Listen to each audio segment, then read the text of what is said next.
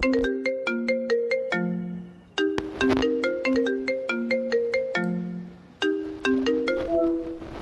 Hello, Rohit Rohit, এই তো তুমি ক্লাস 12 এ 50 স্যারের কাছে পড়তে?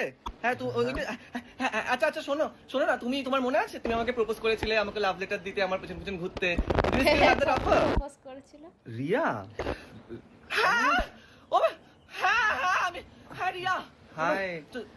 আমি জানতাম, আই নিউ ইট, আমি জানতাম তুমি এখনো আমাকে ভালোবাসো। মার্কো, নাস্টি বয়, ও মাই গড।